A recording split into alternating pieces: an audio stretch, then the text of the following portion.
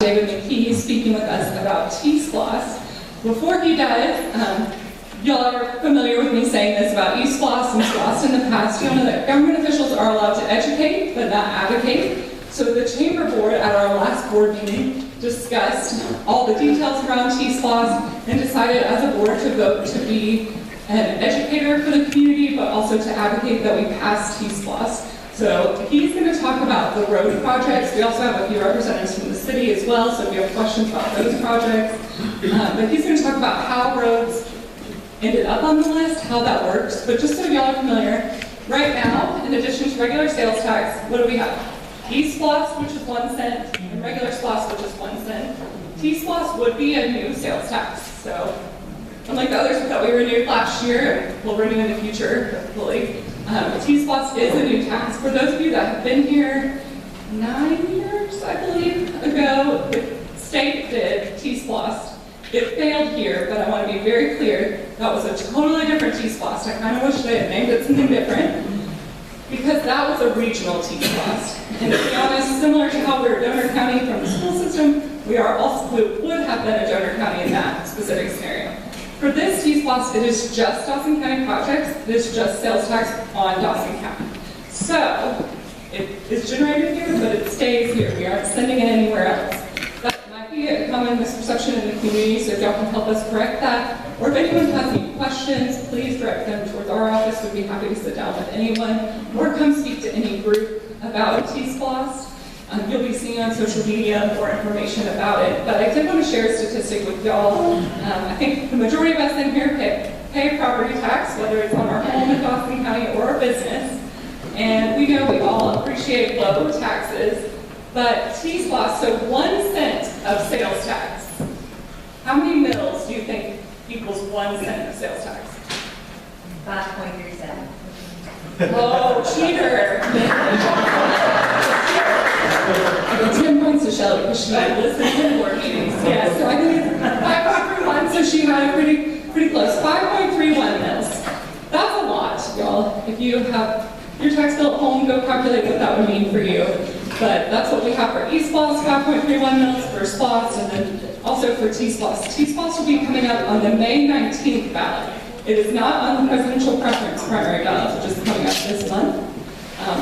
It's already open, go vote now, but this is the primary ballot, which is March 19th. You're going to see a lot of information from us about the elections this year.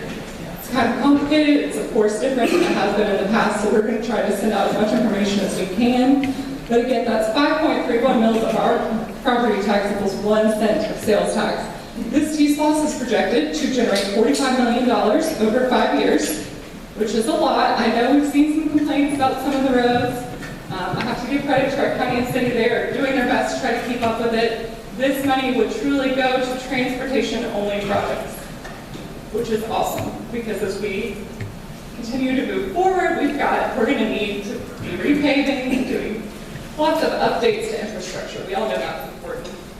If it passes May 19th, I'm going to go ahead and say when it passes, hopefully, it will start being collected on October 1st. Again, this is a pass-through. You really shouldn't see any impact on your business, although you have to start collecting it. Just like sales tax, other sales tax, you would just be collecting it and passing it through. It's not an increase on our local businesses. And if y'all have questions afterwards, specifically about the election part, I'll be happy to answer them. But I don't want to take any more David's time. So David, I know many of y'all know David, but he's a North Georgia native. He is a graduate of Georgia Southern University, where he studied geology, GIS, and engineering. He serves on the Family Connection Board, and he has also served as a past president of Care for Kids. I know he assists in many different organizations. He's probably coached some of y'all's kids in this room before. He's been a guest speaker at many annual and regional conferences discussing asset management analytics here in Dawson County. We really are on the cutting edge, y'all. I know y'all know I love data. Sometimes it can be nerdy stuff, but we really look to our county, and I think that says a lot about David and his team. Most recently, the Southeastern Cement Conference discussed full depth reclamation case studies. Ooh, sorry, that's a mouthful. And he's also an active member of the Georgia chapter of the American Public Works Association. So with that, I can turn it over to David, and thank you so much for joining us.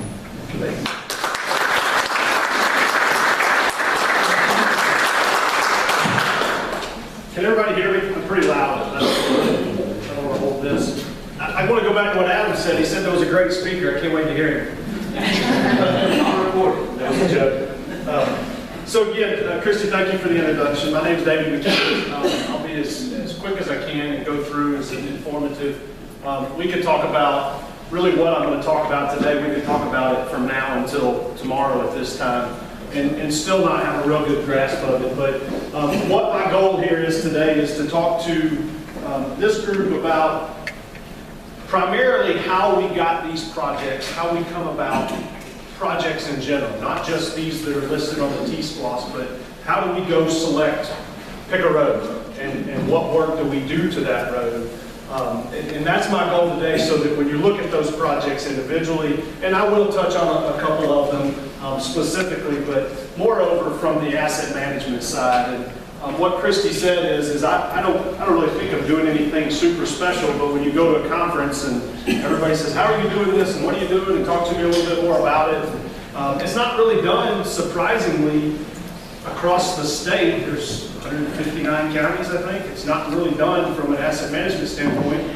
What we try to do in my office is take the P word out of the decisions that are made, and that's the politics. What I'm trying to do is make data-driven decisions, take the data, create some information, and then create some action items, and put a list forward. I was asked not too long ago, who made up this list of projects? It was pretty simple. It was myself. We weren't pressured by anybody. Quite frankly, this was the easiest list of projects to put together. And if you're familiar with the county and you look at some of these projects and ride around, I think you would see that, you would share with me that it's pretty easy. So I'll go through some of this pretty quick. I think we've all talked about this, and we all face this, and even in our own budgets at home. There's 10 of us and we only have 9 districts. I understand that that's what Christy said, this is a new tax, and I want to say something else too, that if you've been here and saw the regional transportation tax several years ago, we got a very small piece of the cake in that tax.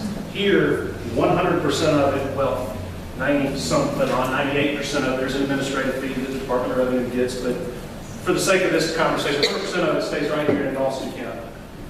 A little bit about the county, and I'm not going to do too much, stay here too much, but in general, we have 379 miles of roads that the county maintains. That excludes the state roads. And about 80 miles of gravel roads. 9 miles of stormwater culverts. Those are the pipes that go under the road that carry rainwater. We've had a little bit of that, so we've concentrated quite a bit on that asset there. 21 bridge structures. My department also does 500 to 800 tons a month of solid waste and then recycling. We manage it through GIFs, and there's 24 of us, including my part-time folks at the transfer station and everything else. I don't like this, and oftentimes, even I have staff members who say, well, that's the way we've always done it. I mean, right here, if we don't change anything at all, it's just something magical happens. We don't take that approach. And just because it's always been done that way, really, I start examining it even a little closer as to why. Why has that not changed? Christy mentioned the American Public Works Association, and that's APWA, and the IPMA, that's the International Pavement Management Association. Those are two industries that we look to for data, and really it's a group that I can reach out to if I have questions. It'll go all over the nation. They also develop the industry standards. Life expectancy of the road wearing surface is 12 years. So if you go back and do the simple math, we should be paving roads, 24, 25 miles of roads every year, just to stay even. 24 to 25 miles of roads just to stay even. I've had the fortunate ability to live and work in Dawson County for a long time. There's been years, for good reason, that we didn't pave 3 miles of road. So right there, we're just snowballing from the beginning. So do me a favor, so I don't feel like I'm sitting here talking. If y'all got questions, stop me, because I want it to be as interactive as we can. I'm going to get away from the PowerPoint a couple times here go really dig into what our asset management looks like. I would love to tell you that at the end of this, I'm going to click on the link and I'm going to show you all, here's the list of roads that it spits out. Fortunately, if I could create that and put all that together, I probably wouldn't be here. So what we're looking at is really 5 or 6 different, I'm going to call them databases, 5 or 6 different assets that we're looking at. Number one that we're going to talk about here real briefly is the pavement assessment. In 2008, I partnered with the Georgia Tech and the engineering students. They created what's called COPACES. That stands for something, but it's just a program that Georgia Tech created, and I'll show you that program in a second. That it's 10 different criteria that's weighted specifically, spits out a score when you physically go out and rate the pavement. You're looking at the asphalt. That's all we're looking at in this particular thing. All I did there is made a call to DOT and said, hey, I want access to y'all's pavement evaluation system. They've used it since the 80s. Well, you need to call Georgia Tech. So it took a little prying, but we were able to get access to that. The state's goal, the state's actually changed their system last fiscal year for whatever reason, I have no idea. But our goal is for our roads to be a 70 or above. It always used to be a passing score when I was in school. I was glad to get above that. How we get to that is, you see a number of different things there. The goal here is not really to talk about each of those individual. Full depth reclamation, that's where, if anybody's traveled, let's see, last summer, Thompson Road, Kelly Bridge Road, where they're basically completely rebuilding the road, adding cement. That's really, when we have to do that, the road's off life support, we have to rebuild it. We have to start over again if we get to that point. And then as you go across, it's less invasive of a reclamation type process, reclaiming it.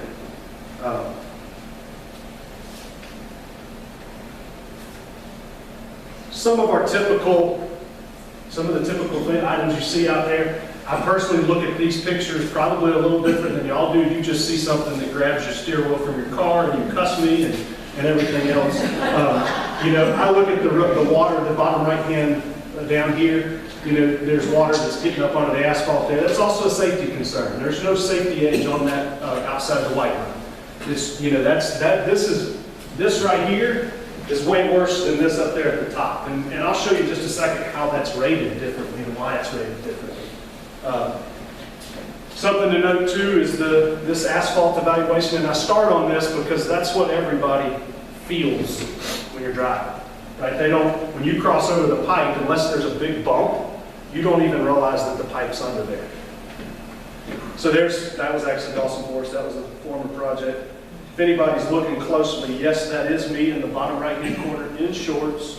That was a Saturday, I came off the football field, we had a problem, so yes, I am wearing shorts on the side of the road. All right, so I'm going to take just a second.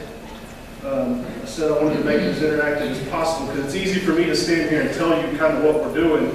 But unless you look at it specifically, it really doesn't mean anything. Well, David says that's good. Okay, well, there we go. So we're in the process right now of going around. I try to every year personally put my eyes on every quarter-mile segment of paved road in this county. I personally do these evaluations. I don't have a staff member do it just because that takes some other staff member's subjective abilities out of it, and it gets me out of the office, so that's good news.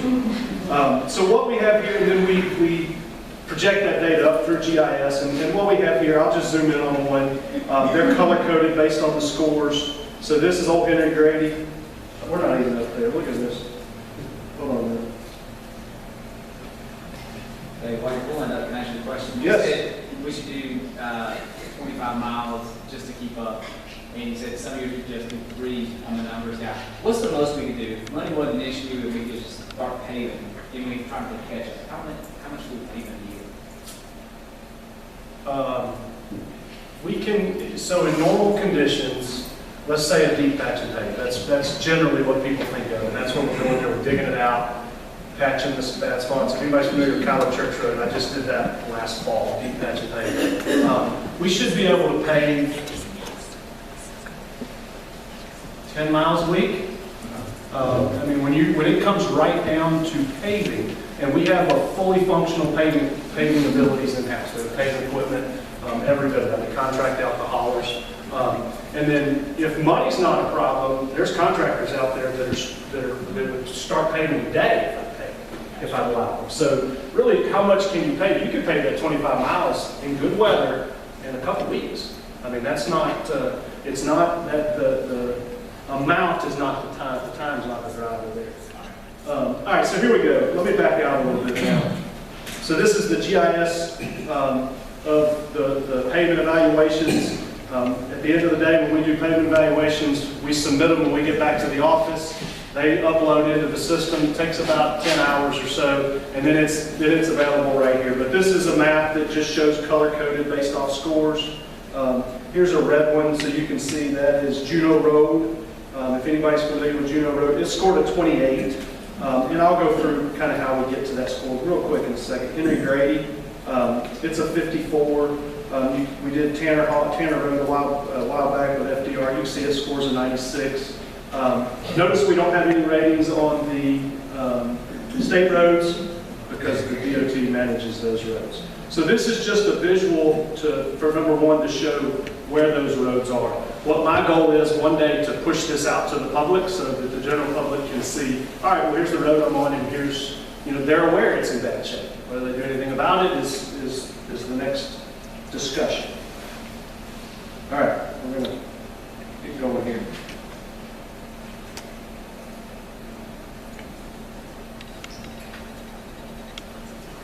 All right, so I am going to go just real quick. I want to open that program so that you can see it. It's very simple. So this is what the program looks like when I'm out in the field. I could start a new survey. Let's just pick a road, Afton Road, for right now. It's broken up into quarter-mile segments right here. Afton Road from this address, 33826, to the county line. So then you just start a new survey. That's segment 7. So the data that we keep, the year it was last treated, the treatment method, different things there. But the actual survey, pretty simple. So rutting is a item that we see. There's your typical, that's what rutting is. And for every 1/8 of an inch, it gets a value of a 1. So I want to do something here and just show you. So if you see ruts that are, let's say we've got a value of 2, we've got a 1/4 inch here. You see this, the rating right up here at the top? Right there, that's the rating that's coming out. And then you come here, let's say this one's 4. You can see it going down. You hit OK, it saved that. Potholes. So let's say in that 1/4 mile section, I counted 6 potholes. You hit 6 potholes, you see the rating jump down from 80 something to 79. So you go through the whole process, and physically, we physically get out and measure it and go through that process. And the analysis behind the scenes, I can't talk to you about. Those are engineers way smarter than me.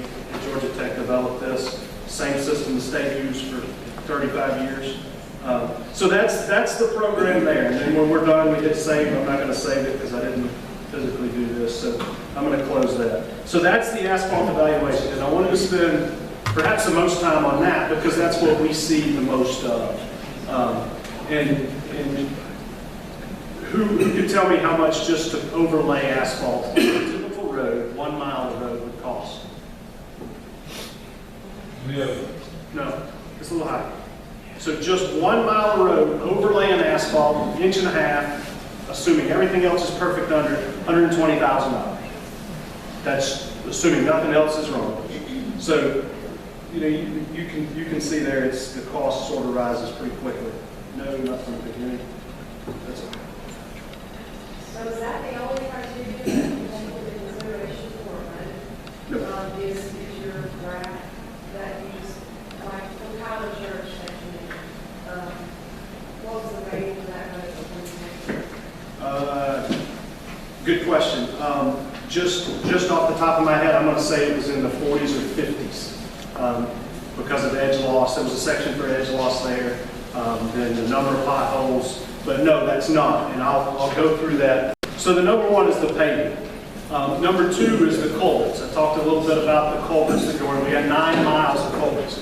That's exclusive of the driveway culverts. I have no idea how many miles of driveway culverts that we maintain. But if a driveway culvert, the pipe that goes under your driveway stopped up, if it's in the right of way, the county maintains it. So really what I'm talking about is the cross culverts here that go under the road. Here's kind of a snapshot by district. There's about 1,100 of them. We have the ability in-house where we do a drainage analysis. This particular one is sort of a problem area down on Lumpkin Campground Road. And when we run these drainage analysis, real quick, you can see these are your peak flows, if you will. Here's your rainfall. So the pipe's going to fail at 10 and a half. It's going to run over the top of the road at 16.08 cubic feet per second. So I go up here and see, okay, well, that's a 10-year event. Basically, a little over a 10-year rain event. You hear in the news say this is a 100-year event. So that's a 10-year rain event. Down here, that 10-year rain event calculates to 6 inches of rain. So I know that if I get more than 6 inches of rain, we can plot on our GIS map. I need to send somebody to these pipes, assuming that there's no debris in them. They're handling all the water. So anytime we look at a road, okay, it scored a 54 or whatever, Kyler Church Road scored a 50. Now the next step is let's look at the culverts and see what culverts are there. Because a good way for me to find a new job is to pave a road, then go back next year and saw cut it, dig out the pipes and do all that. I'm just not in that business. Here's a summary of those pipes. I was going to show you that example from the culverts, but I'm not. But individually, you can kind of see in those examples, physically somebody went out, measured the height of the pipe, took pictures of every single culvert, took the length of them, and rated them from 1 being the best to 5 being the worst. And obviously what we want to do is if I'm getting ready to do resurfacing on a road, we're also going to look and see are there any culverts that were a 5? And if so, what can we do to fix them? The number one go-to right now is lining those pipes. They go through there with a big sock, basically, blow steam in it, blows it up against the edge of the pipe, so there's no loss on the road. You can continue to operate on the road just as normal. We've done it on a number of different areas in the county. Cities do it in City of Austinville did it several years ago on all their sewer pipes and everything now. But you can do it up as big a pipe as you can possibly get. So number one was the paving. Number 2 is we look at the culverts when we're evaluating projects. You'll notice in the T-SPLOS that there is a section in there about existing stormwater assets. Again, like I said, we have 9 miles of those cross culverts. Of those 9 miles, 1,100 culverts by the numbers. I'm going to say a third of them need to be completely replaced and or lined or something like that. Some of the others could be scoured and could just be a matter of rocks and stuff like that. So, and that's forever changing. As much rain as we've had, the culverts that were assessed last year, we go back out this year, something that might have been a 2, now may have severe scour, and it may be a 4 or 5 now. So that's really why, and somebody asked me, well, David, why don't you just list them? Well, I can list them, but in the life of this T-SPLOS, I can tell you it's going to change, and we don't have the ability to work through that. The state of Georgia every other year comes in and gives us an analysis of all 21 bridges that we maintain. They give us recommendations on what to do to those bridges, so that burden is taken off of the county, and that comes straight from the state. We have been in situations in the past where the state comes out and inspects it and says this bridge is structurally obsolete, it's got to be closed immediately. There's a lady right here that has had that happen right beside her house, and obviously from a risk standpoint, we're left with no choice but to go close it, fund it, redo it, and that process takes, and a quick turnaround is 18 months. Pretty quick turnaround. It was close to 2 years, but. Hers wasn't a quick turnaround. So, pavement evaluation and culvert analysis. Something that I was fortunate enough to be able to participate with the Federal Highway Administration and GDOT in a safety program that we haven't finished yet, but we use this data, is crash data. So it's called numeric crash data is what we use, and I'm just going to show that briefly now. So this is the state of Georgia, obviously. We get crash data that is uploaded anytime there's a crash on the road, whether there's injury, damage, or anything like that. If it's investigated by law enforcement, they upload it into a national database, the Federal Highway, and then it trickles its way back down to us. So we can zoom in and look at individual crash data for individual intersections. And obviously you can see in this heat map, you're going to let me keep talking, aren't you?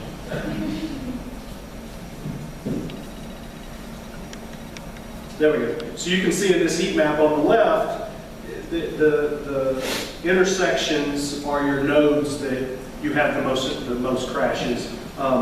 Obviously, you can see downtown Dawsonville here. There's a heat, there's a heat spot. And if you zoom out, you can see primarily the crash data that crashes follow the state roads. But we use that information. You sit there and you say, David, what can you use to determine, once we get to the points, those are individual crashes. You can see there was 6 here, 4 no injury, 1 is suspected, 1 serious. You can look at those, and when you look at the reports on the right, you can start to see, and the State Patrol may say that the friction coefficient on the road was too low, and now there's a stopping hazard. So then we start to look at that and say, okay, how do we increase the friction coefficient? We repave it. So we use the crash data to look at those, and again, we're going to look at Kyler Church Road, and we see, you'll see a lot of these are car leaving the roadway. Well, you go out there and you look and say, okay, well, why are cars leaving the roadway at this position? The picture I showed right there where you saw edge loss and you see the water, a vehicle hits that, it veers off the road. So this crash data is used in making those determinations when we're going to pave the road. And that's called numeric, and I'm still learning what we can do with that. But you can see we've got a ton of information that we can use. So the next item right here, I'm going to call high stormwater flow areas. I put local knowledge here, complaint tracking. We implemented an asset database, complaint tracking database called PubWorks. About a year and a half ago, we track every single complaint that comes in. It also tracks every bit of work that we do on public property.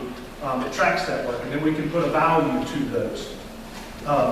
So when we look at these problem areas, and one of our T-SPLOS projects that comes to mind for me is Dogwood and Nightfire. If you're familiar with those areas, that's within Chestatee subdivision.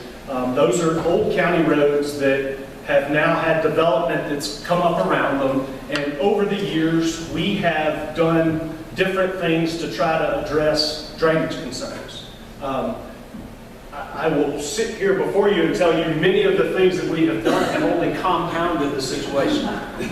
Simply because the right fix there is to go in, redesign the flow, likely would be a curb and gutter environment. That's a slow speed curb and gutter environment, put some traffic calming measures in there. The roads aren't wide enough, so that's essentially a rebuild there in that area. And if you don't have that complaint tracking information and that local knowledge to know when it happens, that's something that could get overlooked. I'll also tell you when we go rate, do the payment evaluation of Dogwood and Nightfire, I don't have it in front of me for the sake of time, I can go back to that, but it's going to rate in the 50s, and 50s tells me that we can save that road if we go out there and do some deep patching and repaving. Once it gets down below 50, it most likely needs reclaiming. Elliott Road is one that if I go evaluate Elliott Road, which is on the T-SPLOS, it will evaluate at a 0.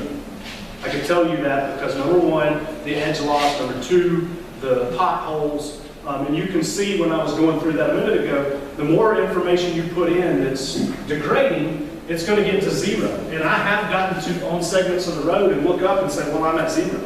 I'm not going to rate anymore because it's wasting time. So there's some of those that I can, that we know that. And that's where the local knowledge comes in and a little bit of the subject matter. Okay. Another thing that we use and look at, I look at it a lot, is the AADT. That's the annual average daily traffic flow. So it's just the number of cars that pass number of cars that pass on at any given point. We're lucky. The state DOT actually does this continuously in a lot of different places. This is the whole state here. I'm going to zoom in to it's 400. So one of the topics of discussion, and rightfully so, is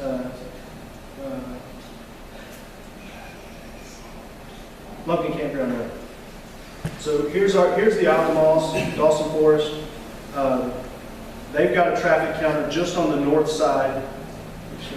Yeah, just on the north side of Industrial Park and Grizzle Road on Lumpkin Campground Road. You can see that average annual traffic is, the most recent one is 7450. Industry standards tell us that in a two-lane road, which is what we have here, with adequate intersection control, that road should handle 16,000 cars per day. It won't. Everybody shake their head and say, there ain't no way, David, you're crazy. It won't happen. So then what that tells me is we have to look at our intersection controls. And those intersection controls need to be stretched out further so that we have further staging areas. And I guess my takeaway from here is this is just another tool that we have that we use when we're looking at our projects. That Lumpkin Campground Corridor is listed as a project in the T-SPLOST. We have a consultant that gave us a concept plan which has specifically identified 6 or 7 different projects. They're all intersection-based projects because, again, we can handle 16,000 cars a day in a 2-lane road with adequate intersection controls. We don't have them. So the primary, and I say that primarily because there was some discussion of maybe a center turn lane, a number of different projects that we could do for Lumpkin Campground Road. Most importantly would be the intersection controls and realigning GW Tafford with the Outlet Mall's entrance and making that traffic flow better. Could be signals. I don't know. The state's gone away from signals. Anybody that drives around in a circle lately knows the state doesn't like signals. But this is another tool that we use in making those decisions and that project determination.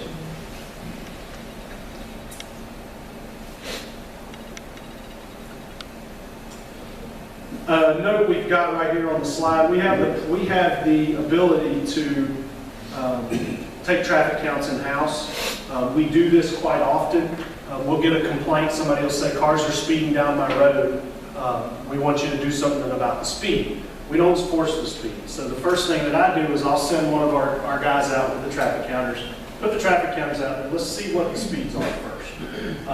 And sometimes we have to call the citizens back and say, we've got data that shows otherwise. So maybe it's something else going on, and then we start looking at, what other options we have. But we do conduct traffic counts in-house. We will, if DOT doesn't have a traffic counter close and we're going to pave a road and we want to get an idea of what our average daily travel is going to increase, traffic counts on Kylo is something that we certainly use. There's a lot of traffic that goes in and out every day that's going to the school, going to the churches or something like that. But we have to use our own traffic counters there. So we have that ability. Managing all this is really what is the toughest part of getting our arms around. I talked about PubWorks. That's an asset management database that we use. In GIS, the accurate road centerline data, we try to tie everything back to a road centerline so that if I'm not in this seat, the next person that comes in can pull up Afton Road or Kylo Church Road and see what all of this data is. That's the part of it that Christy said is kind of cutting edge. It sounds very elementary. That why should that be cutting edge? How are they making decisions to pave roads or to do stuff like that? And what I can tell you is we're pretty fortunate here. Y'all are pretty fortunate here that we make these decisions and then I present these decisions to our board based off of the analytics, and that's not the case everywhere else. It perhaps is the case in a lot of places, but some of our my colleagues, certainly in South Georgia, and I asked them the question, how do you dictate what you pay, what you resurface every year? He said, I get it from the commissioner.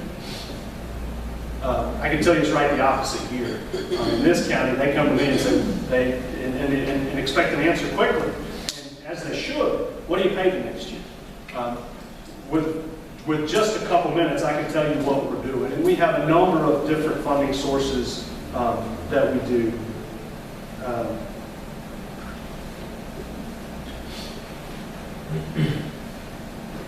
So obviously, and this was a slide from something else from a previous discussion, but that last line there is project identification, and the method in which that occurs is really what comes from all of that data. We use the data for information to make decisions, and in my case, make recommendations to the board on projects and project lists for that.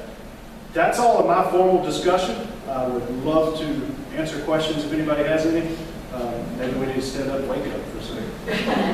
Do you want to talk through some of the main projects from? Yeah, absolutely. Did you have a question about that? Okay. Which we will include a list in Chamber Chatter so that y'all can all see the list of the county and the city. The county created a document that just lists all the projects. So that y'all can check in on that. But so when you look at the list, Laura Fulcher, a public relations specialist at the county, created a little couple-page document here. Really, it's a one-page document with some facts about it. And then it's 2 other pages of a spreadsheet that just shows the specific projects. Very informative, and that's what I'm going to go down. I had one of my employees this morning ask me, are these in priority order? No, they are not. They are just listed on here for the sake of listing them. Obviously, some of them do carry high priority than others. But Shoal Creek Road widening and rehab. Shoal Creek Road runs from right up here at our courthouse all the way to State Route 136. We're working on some intersection improvements right now. From a pavement analysis standpoint, the road is going to rate, it's actually due to be rated right now, but it's going to rate in the 50s, 60s. The biggest issue we have there is not wide enough, and the average traffic counts there is close to 6,000. So we get as many people come down Shoal Creek Road as we do that goes down Lumpkin Campground Road, roughly. It's almost a split that goes down 136 and Shoal Creek going south. Shoal Creek Bridge replacement. The bridge that's there is not structurally obsolete currently. However, what I'll tell you is it's weight restricted. Dr. Gibbs will appreciate me saying this. You can't drive a school bus legally across that bridge right now. That poses a whole bunch of logistical nightmares for Mr. Rich and his transportation folks from a school standpoint. And as it does with anybody else that travels down there, you got to go way around the bridge to get to that point. Dogwood Night Fire, we talked about that. Lumpkin Campground Road corridor improvement. That is a number of different projects. They're intersection-based projects in that Lumpkin Campground corridor, primarily from the Forsyth County line to from Forsyth County line to the State Route 400. So there's 3 different segments there of that road. Dave, this project list doesn't take into consideration the Highway 53 part of that intersection, does that state? Is that correct? It does. And I want to, you bring up a point. We have had a number of discussions with state DOT and saying, hey, we'll put this project on our list. Can you come to the table with money? The short answer to that is yes. But without the money in hand and the plans in hand, then DOT is just all pie in the sky. But does that concept plan or that corridor study include State Route 53 intersection that we just put some left-hand turn lanes in? Did some improvements? Yes, it does. It absolutely does. I'm going to hit a couple of these others that are some joint projects. State Route 53 at Allen Street. That's right up here at the corner of Allen Street. That's in Atlanta. and we are partnering with the city of Dawsonville and basically putting in halves to get that intersection completed. You may say, well, David, it's in the city. You're right, it is. I don't live in the city. I live way up Amacola Falls, but I go by there a lot. So it does affect and does benefit all county residents that go through there and anybody that comes to those schools there.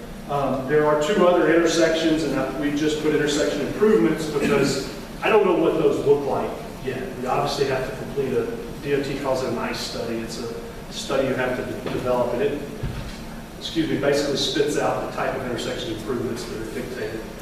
State Route 9 North and 9 South at Perimeter Road. During our peak flows there, school traffic, those are dangerous intersections, and this funding mechanism would allow for some short-term change at those intersections. And the structure that the city and county have agreed on is front-loading the city's portion of this. It's a pay-as-you-go program. So the city's portion of the funding, most of it is funded up front so that they can help us offset these intersection improvements for those that are there. There is 2 other lines that seem somewhat open-ended to me. They're not. I know exactly what they'll go to, but it's listed as existing asset stormwater culvert rehabilitation. What those projects are is that 9 miles of stormwater that goes under our county roads. That's what would be paid for out of that. And what I specifically asked for is let's specifically allocate some monies to the stormwater side. And then what that does is it assures the citizens that we're going to use it on the stormwater side. And then the same thing with the existing asset. I think it's listed as road improvement program. So any of those projects that if we evaluate one this year, we evaluate one next year, a new business comes in, now we've increased the traffic in an area, the pavement's deteriorating quicker, the scores, traffic, safety, everything jumps up. That project may not even be on my radar right now in the life of this T-SPLOS, but that gives us the ability to fund that specifically with these funds. There's a couple other projects on here that are dirt roads. We're just about out of time. Dirt roads, and what we would be doing with those is rehabilitating those roads. These are, for all intents and purposes, collector roads. This sees several thousand cars a day, and they're still gravel. They're still dirt roads. So what we would do is get the design, get those roads paved, and to a county standard. Yes, sir. Just want to point something out real quick. Some of the, a lot of the communication that we get from the public is around here recently, predominantly, is potholes and issues with private property and parking lots and things like that. So, Dave, can you speak to what we can do legally and what we are doing in order to encourage these private property owners to get their properties fixed? Yes. I'm not an attorney, but we have had a lot of discussion about what we can legally do.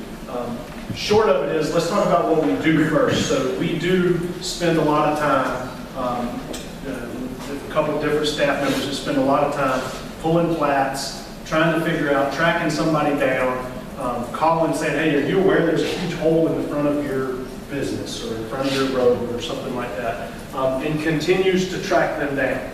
That's a service that I think is important, and we do offer. We do provide that and continue to track them down, send it in documentation. Now, legally, we do not have the authority to leave public property.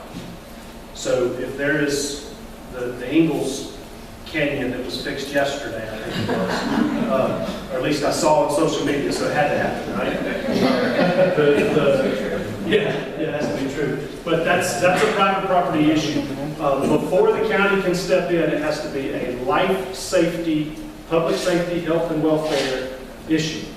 In most cases, we've been told we can close the road. If it becomes a life, public safety, public health safety issue, we can close it if there's other ways to get in. But I think what Commissioner Gaines is asking is we can't use public funds to do that. I do have staff in-house that does track those down, does pull the deeds, shares those deeds with them. Oftentimes, they're not aware they're supposed to fix it.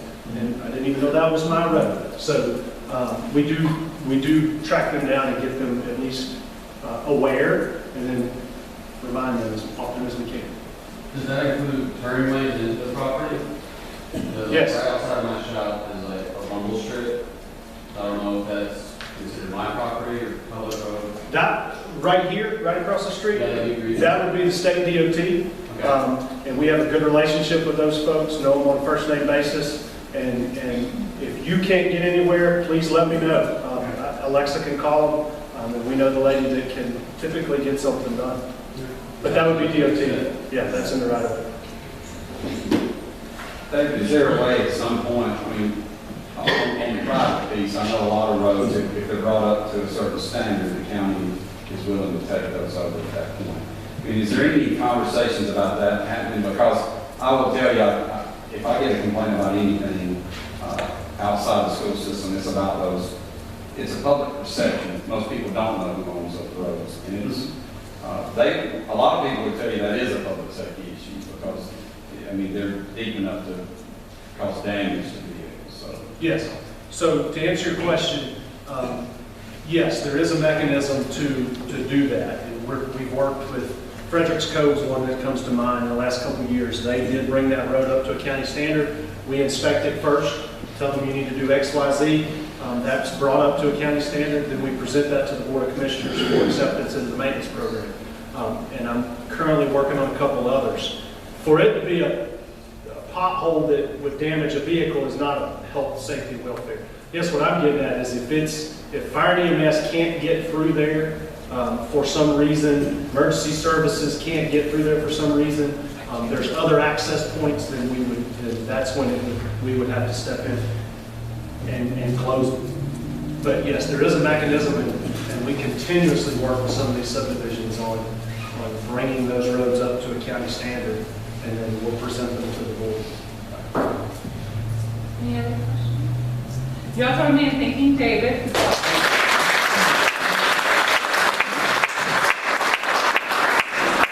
A few things I wanted to mention about T-Splosh. I'm glad that Commissioner Gaines brought up potholes, because we hear it too, and we often hear it from businesses that are doing the right thing, complaining about other businesses about their potholes. I do know that Jameson, our planning director, is working on a series of updates to our local ordinances to try to give the county a little more, not power, but a little more opportunity to be able to reach out to those owners. Right now, it's often a begging them to do it situation. So I encourage you, even if you don't go to a commission meeting, go on every other week and check out what's on their agenda, because their packet will tell you all about these ordinances that they're looking at. And I encourage you to get engaged, because those are issues that impact all of us on a daily basis. And we are watching it as a chamber, but we always like to have business input on that. One thing I did want to applaud is the city and county, to be able to have a 5-year T-Splosh, they had to come together and do a joint agreement. And like David mentioned, the county agreed to help or to start the funding, most of it going to the city first, so they can start on some of their projects as a city. And I appreciate that, because my road is on the list.